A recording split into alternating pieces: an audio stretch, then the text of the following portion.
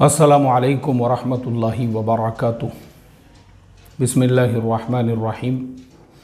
नहमदुहु व नुसल्ली अला रसूलिहिल करीम व अला आलिहि व अस्हाबिहि अजमाइन, अम्मा बाद। मोहतरम भाइयों, बुज़ुर्गों, दोस्तों, रात में मैंने एक वीडियो अपलोड किया तो आप बहुत सारे लोगों की तरफ से ये कमेंट आई कि मुफ्ती साहब, आपके चेहरे पे बशाशत नहीं नज़र आ रही है।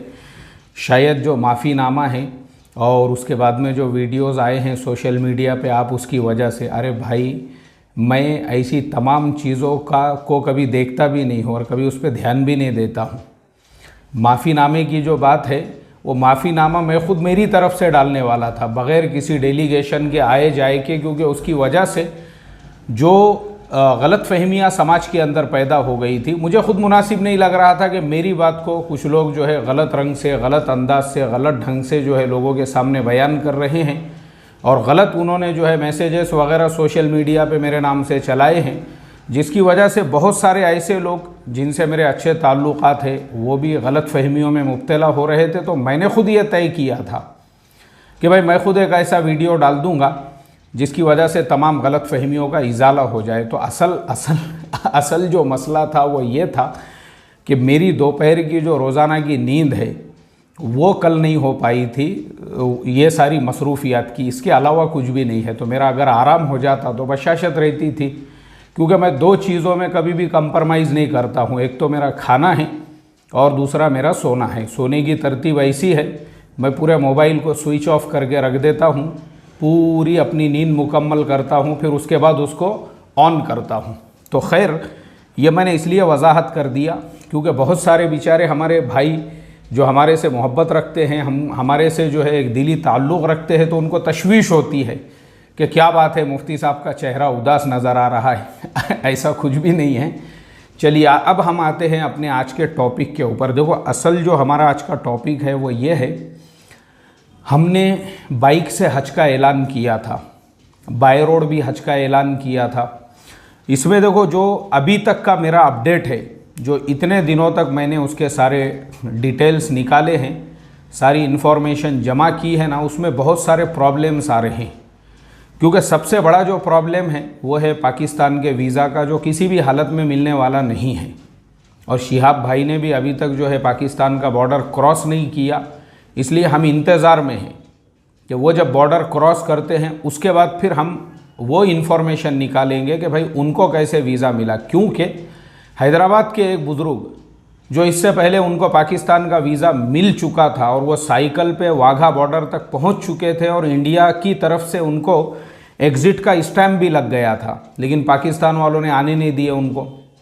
उन्होंने कहा कि नहीं, हम हमारे मुल्क में जो है आपको एंट्री नहीं करने देते। बहुत देर तक उनकी हुज्जत वगैरह चली, फिर वो अपनी साइकिल को उन्होंने वापस लिए और वापस लेके वापस आ गए। उनका वीडियो है इसके ऊपर, यूट्यूब पे आप तलाश करेंगे तो आपको मिलेगा। ये ख़ुद मैंने उनकी अपनी ज़ुबानी सुना हुआ हूँ। तो इस तरीके से हमने जो पूरी तहकीकात की ना, तो सबसे बड़ा मसला है पाकिस्तान के वीज़ा का। अब हमारे सामने सिर्फ एक ही ऑप्शन बचता है, बाय रोड जो हज का सफ़र है उसके लिए आपको जो है वही तरतीब है, फिर आसाम जाना है, गुवाहाटी से इम्फाल जाना है, इम्फाल से मोरे बॉर्डर जाना है, मोरे बॉर्डर से आपको जो है म्यांमार में एंट्री करना है, वहाँ से लाओस जाना है और फिर लाओस से चाइना में एंट्री हो सकती है। अब क्या हो गया, पिछला जो हमारा अपडेट था उस अपडेट के अंदर म्यांमार के जो फ्रेंडशिप गेट है वो बंद था, लेकिन अभी वो ओपन हो चुका है। यानी जो लैंड बॉर्डर है उससे हम मोरे बॉर्डर से भी अब म्यांमार में एंट्री कर सकते हैं। लेकिन दूसरा प्रॉब्लम यह है कि म्यांमार के हालात सही नहीं है, वहाँ पे जान माल का ख़तरा अभी भी बना हुआ है। पूरा मुल्क आर्मी के कंट्रोल में है, तो हालात पूरे बदअमनी के हैं उस पूरे मुल्क के अंदर। पहली दूसरी चीज़, तीसरी चीज़ ये है कि चाइना का वीज़ा अभी भी ओपन नहीं हुआ है, और जब तक चाइना का जो है टूरिस्ट वीज़ा ओपन नहीं होता इंडियंस के लिए, तो आगे का हम लोग जो है इसके बारे में अभी कुछ भी अपडेट नहीं दे सकते, क्योंकि चाइना के बगैर रास्ता ही नहीं है। और मैंने बताया था कि देखो, ये सारा सफ़र करने का सबसे बड़ा फ़ायदा ये है कि दरमियान के अंदर ऐसे ऐसे शहर, जिन शहरों के अंदर जो है मसाजिद है जो तारीख़ी है, जैसे आप चाइना में जब एंट्री करते हैं तो हज़रत साद इब्न अबी वक्कास रज़ी अल्लाह ताला अन्हु का मज़ार है वहाँ पर, और इसी तरह से जो है चाइना की सबसे पहली जो मस्जिद है वो आपको देखने के लिए मिलती है, जो हज़रत उस्मान गनी रज़ी अल्लाह ताला अन्हु के दौरे खिलाफत के अंदर तामीर हुई थी, और वो 100% लकड़ी की बनी हुई मस्जिद है जो पिछले 1300 सालों से उसी तरह से अपनी जगह पे खड़ी हुई है। तो ये भी एक तारीख़ी चीज़ आपको देखने के लिए मिलती है। उसके अलावा चाइना में और भी बहुत सारी चीज़ें हैं, और आप जो है पूरे चाइना का सफ़र करते हुए फिर जब किर्गिज़स्तान में दाखिल होते हैं तो हमको किर्गिज़स्तान का जो वीज़ा है उसका टेंशन नहीं है, क्योंकि वो वीज़ा हमको ऑनलाइन मिल जाता है। उज़्बेकिस्तान का वीज़ा भी ऑनलाइन मिलता है। उज़्बेकिस्तान जाते हैं तो इमाम बुखारी रहमतुल्लाह अलैह का मज़ार, और इसी तरह से फ़क़ी अबुल्लैस समरकंदी और बाकी बहुत सारे अल्लाह वाले, वो तो पूरा मुल्क ही समझो उलामा का मुल्क था एक ज़माने में। और फिर वहाँ से जो है अफ़गानिस्तान और वहाँ से ईरान होते हुए फिर ईरान के अंदर जो सारी ज़ियारतें हैं और इराक़ वग़ैरह, तो यह है पूरी जो तरतीब थी। हमने इसके ऊपर फिर दोबारा से जब रिसर्च किया तो चौथा प्रॉब्लम इसमें यह आ रहा है कि जो हम मोटरसाइकिल पे अगर जाते हैं तो ये मुल्कों के अंदर जो है ना उसके सर्विस सेंटर नहीं है। मैंने सबके सर्विस सेंटरों की तहक़ीक़ात कर लिया हूँ। बजाज है, यामाहा है, सुजुकी है, ये सारे मुल्कों के अंदर उसके सर्विस सेंटर नहीं है। यानी किसी एक मुल्क में है तो दूसरे में नहीं है, किसी एक कंपनी का, फिर दूसरे में है तो तीसरे में नहीं है, तीसरे में है तो पांचवें में नहीं है। अब चूँकि सफ़र बहुत लंबा है, जैसे हमने यानी हमारे जो रोल मॉडल है बाइक से सफ़र करने के बारे में, जो हमारे अबरार भाई है, वाइल्ड लेंस अब्बाई अबरार बोलकर उनका चैनल है, आप यूट्यूब पे देखेंगे ना। एक्चुअल में उन्हीं से मैं मोटिवेट हुआ हूँ बाइक से हज के सफ़र के लिए, यानी मैं उनको अपना रोल मॉडल भी कहूँ तो इसमें कोई गुलू और मुबालिगा नहीं होगा, क्योंकि अबरार भाई ने जो रिसर्च किए थे इसके ऊपर और जो तहक़ीक़ किए थे, उनका एक एक कैमरा लाखों रुपयों का था जो उन्होंने ख़रीदे। उसका जो लेंस होता है वो हज़ारों रुपयों का एक एक, इतना उन्होंने ख़र्च किए थे, इतना यानी उन्होंने सिस्टमेटिक तरीक़े से अपना पूरा सफ़र किए थे। जर्मनी से ननकाना साहब, और ननकाना साहब से उन्होंने अपने पूरे मुल्क को जो है एक्सप्लोर किया, और फिर उसके बाद वहाँ से हज का जो सफ़र किया 1 महीने में मुकम्मल सफ़र किए उन्होंने, वो भी रुकते रुकते गए वो हर जगह पर।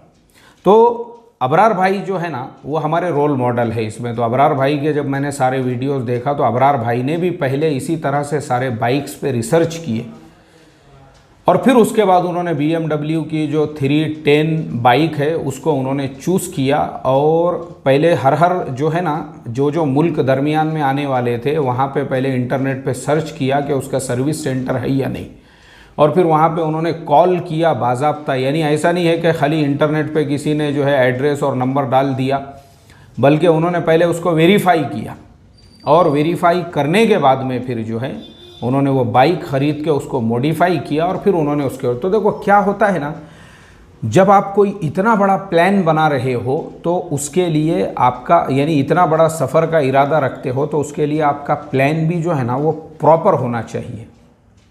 ये नहीं है मस्तान शाह बाबा की तरह से, या फिर हाशमी बाबा विमल गुटके वाले जो फ़िरोज़ाबाद के थे कि थैली उठाए और चले गए। हमारे किसी ने कमेंट किया, बोले मुफ्ती साहब आप और एक वीडियो बनाओ, हाशमी बाबा जो है वो वापस आ गए बोले अपने गाँव को।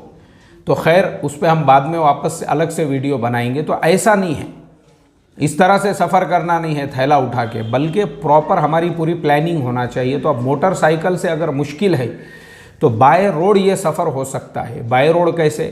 ट्रेन के ज़रिए से गुवाहाटी चले गए, गुवाहाटी से जो है बस के ज़रिए से इम्फाल चले गए, फिर इम्फाल से मोरे बॉर्डर में एंट्री करने के बाद में वहाँ से भी बसेस चलती है, रंगून वगैरह, वहाँ पे भी जो है तारीख़ी मकामात है, फिर वहाँ से आगे का सफ़र। लेकिन ये सफ़र में फिर सबसे बड़ी दुश्वारी यही आ रही है कि अगर हम रोड से भी जाते हैं, जैसे साइकिल वाले लोग गए थे तो कोई मसला नहीं था, वो आराम से गए। लेकिन मसला यही आ रहा है कि अभी तक चाइना खुला नहीं है, और जब तक चाइना ओपन नहीं होता तो हम किर्गिज़स्तान नहीं जा सकते, और किर्गिज़स्तान नहीं जाएंगे तो आगे उज़्बेकिस्तान और अफ़गानिस्तान नहीं जा सकते।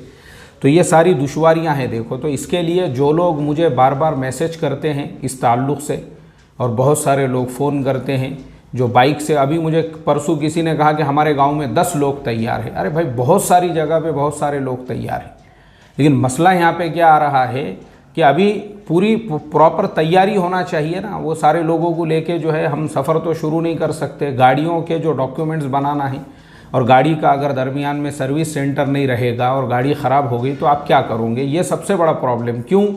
वो गाड़ी के आपको वहाँ पे पार्ट्स नहीं मिलेंगे।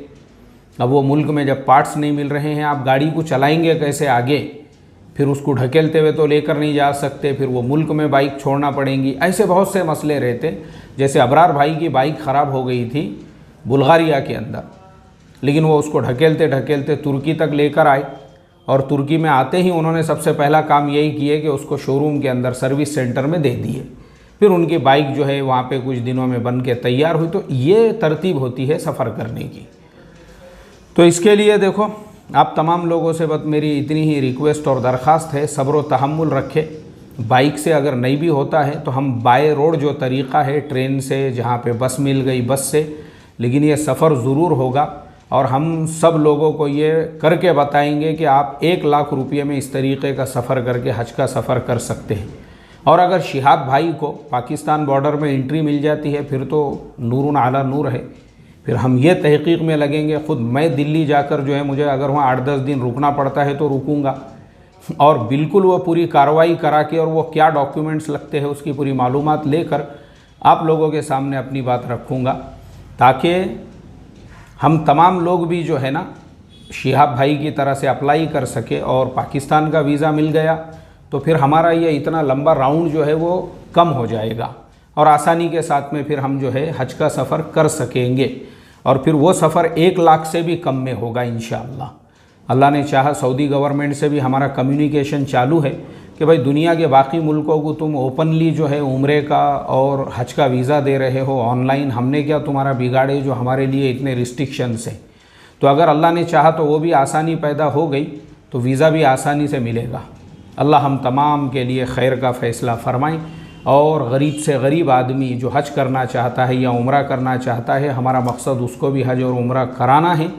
खाली उसको ख़ुद को कराना है, यानी हम लेकर नहीं जाएंगे, हम बल्कि तरीक़े बताएंगे, आप खुद जा सकते हो कम से कम ख़र्चे के अंदर। अल्लाह उसमें कामयाबी अता फ़रमाए। अस्सलामु अलैकुम व रहमतुल्लाहि व बरकातुहू।